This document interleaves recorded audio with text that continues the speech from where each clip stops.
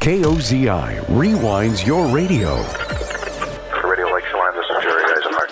The bike was stopped in at the Apple Cup Cafe in Chelan. It's right on Highway 97. Good morning, Scott Rundage with you this morning. Ray Dobbs has come to join us. Taking you back in time to the legends of the lake on KOZI. Brought to you by Blueberry Hills in Manson. Named one of the top 4 restaurants in Washington State.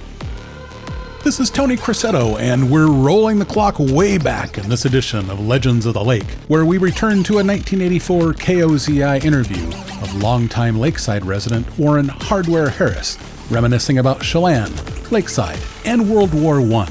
Let's listen. Our guest this morning is Hardware Harris, and Hardware has been around for a good number of years here in the Valley. And tell us a little bit about your family. Where were they from? Berkeley, Kansas. We had a storm cellar. One day my mother gathered up myself and my little tiny brother Nat. We went to the storm cellar. When we come out, we didn't have any farm.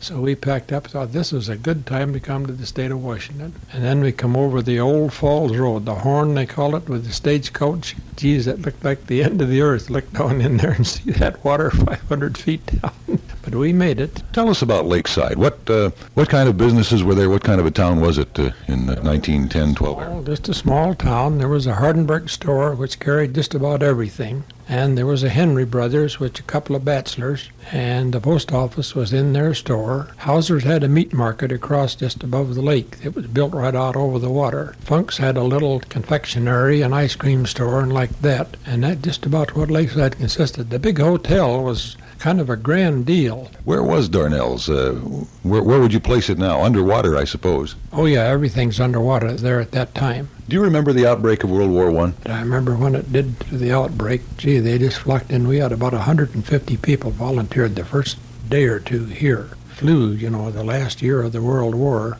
flu was just rampant. Did you have to wear those masks, the flu mask that they made? Yeah, sure did. What did those things look like? I mean, I've seen accounts that said they were supposed to be like 6 inches thick and so on. Did you ever watch MASH? Just exactly like they wear in MASH when they're operating. Just a gauze mask over your face. I don't know whether they ever did any good or not, but anyway, we had to wear them. I remember the end of the World War. Man, I tell you, what a celebration. You got the old band out and up and down the streets, and just bangity-bang. Again, our guest this morning has been Hardware Harris, longtime resident of the Lake Chelan Valley, and certainly a lot of fun to chat with. Legends of the Lake on KOZI every Saturday after second cup of coffee and Sundays at 9:15. Brought to you by Blueberry Hills in Manson. And that about wraps it up for today.